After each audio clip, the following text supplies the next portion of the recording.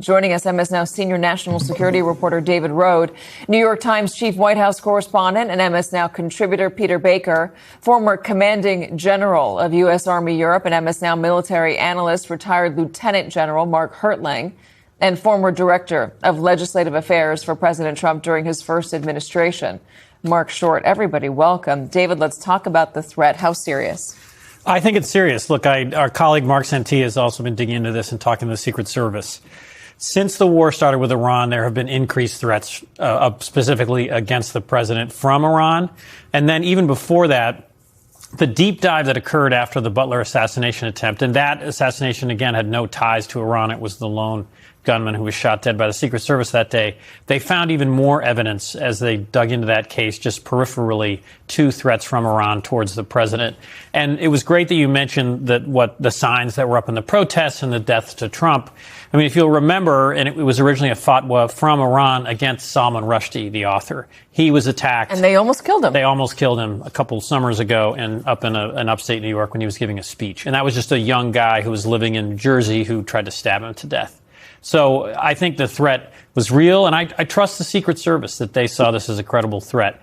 The president's own actions in terms of what he said to the press and, who he took with him and who he didn't, I think it's fair game to question those. But I do think this was a serious threat. How extraordinary, Mark, to have the Secret Service and U.S. intelligence collect information that Air Force One might be targeted by a surface-to-air missile, a missile launcher on a shoulder, and then to see somebody, apparently, according to the reporting from the Times, with a shoulder missile launcher within the vicinity of NATO. Yeah, I'll take that. I didn't know if you meant me or Mark Short, but what I'd say is it's not uncommon, Katie. There are constant threats to key targets, principals, as the Secret Service calls them. What you'll talk about, though, is when various elements of a threat come together in a straight line. You mentioned, too, that they knew what hotel he was in and what plane he's going to be flying out at, obviously.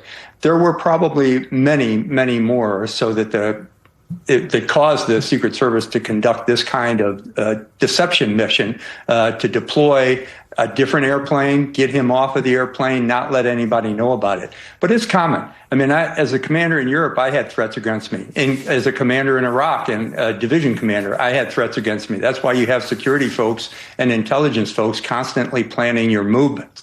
But again, as David just said a minute ago, it's what happens to everybody else that's on board. It was interesting to me, and I was in Baghdad in 2003, when President Bush came over on Air Force One in a surprise visit for Thanksgiving. Your colleague, Nicole Wallace, once told me she was not allowed to go on that flight because the president deemed it too dangerous going into Baghdad on Air Force One. He came in the middle of the night. No one was doing it. So the Secret Service didn't want him to do it, but they secured the ground and he visited the troops on Thanksgiving Day. So you have these kind of actions all the time. I mean, I would guess that there's probably a dozen or more threats against the president or members of the cabinet's lives every week. So, Peter, I mean, you've been a White House correspondent forever. You've been on Air Force One more times than I can count, I'm sure. What do you sign up for when you travel with the president? Well, look, I think you do recognize that as a reporter, you travel in, a bubble, right? You're inside the Secret Service bubble. But the only person the Secret Service cares about when push comes to shove is going to be the guy who was elected, right? They don't care about the reporters or the government officials or anybody else around them, and they shouldn't. That's not their job. Their job is to worry about him. So as a reporter that there is some threat. There's a legendary story that JFK came to the back of the plane one time when it was flying. I was not there. I've been covering it for a long time, not that long, but he said to them, guys, if the plane goes down, you're going to be in the last paragraph saying others killed included, right? And that's true. We knew that.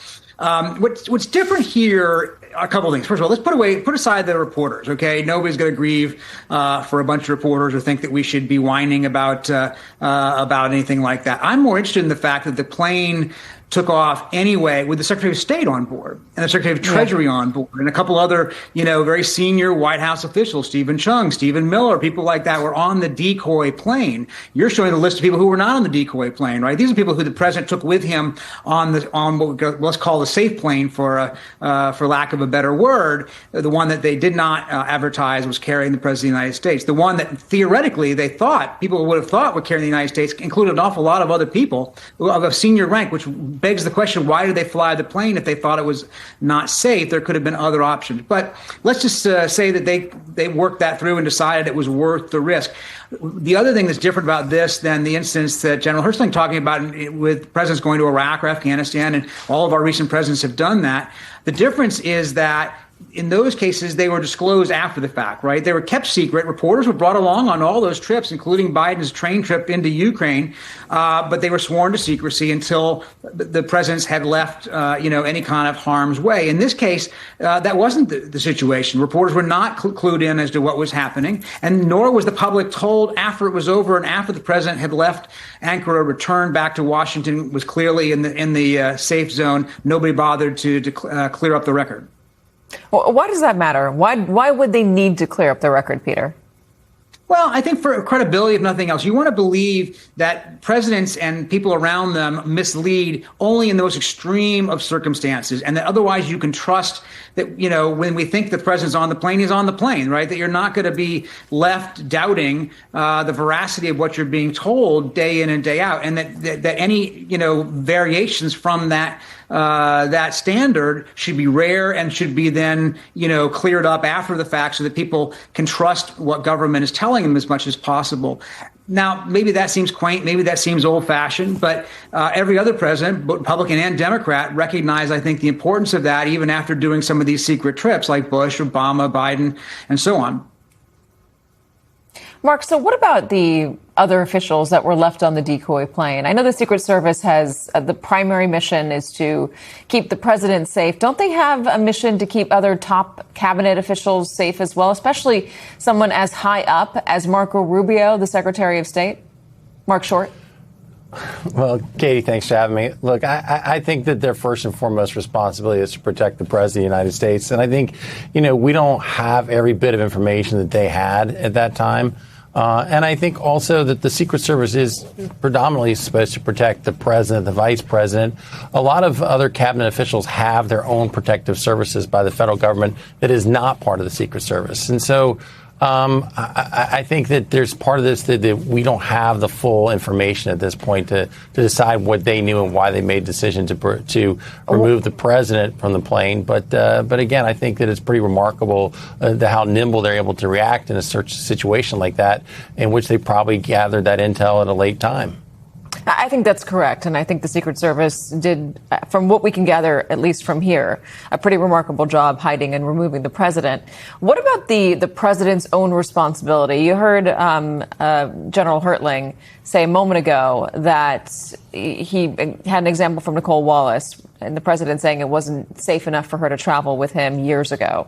What's the duty the president himself has to the people that surround him, not just his cabinet officials and his staffers, but to the press? I mean, does he have a duty to make sure that they are in a safer position as much as he possibly can? Did that plane need to take off? Could they have delayed it? I mean, was there something else that could have happened to not make them unwitting decoys to hide him?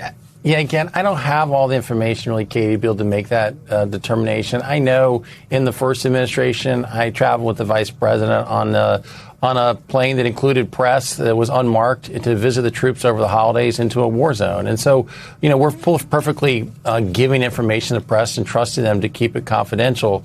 But I don't know the president has an obligation to share all. I do agree with what Peter said, though. I think there's a difference between not sharing and misdirecting and giving wrong information. And that I think, does fall on the president. But as far as what the Secret Service did, I think that I can't find any fault with the way they handled this. General Hertling? Yeah, Katie, I'd run counter to that and say that there's such a thing called a duty to warn. Anytime you have people around you and you know that they might be in trouble and you're trying to get out, the duty is to warn them what is going on. I'll pose the hypothetical situation. What happens if the president is scurried off to another plane? He takes off. Air Force One takes off from the runway and they do get shot down with a surface-to-air missile. And X number of people are killed in the crash. And then it's later found out that the president knew that there was a threat to that plane with the reporters and the other cabinet members, and yet he did nothing about it. So I agree with you that there is the potential for saying, hey, you're not going, this Air Force One that you're on right now is not going anywhere tonight. Go back to your hotel rooms. We'll get you out tomorrow. They don't have to know that the president's left on another plane. But that could also have been part of the deception method that they used. I'm concerned about the way this went down. There's such a thing called empathy, especially when you're a leader and you know that you're putting other lives at risk if you know there's a potential operation going on to assassinate or knock down an aircraft.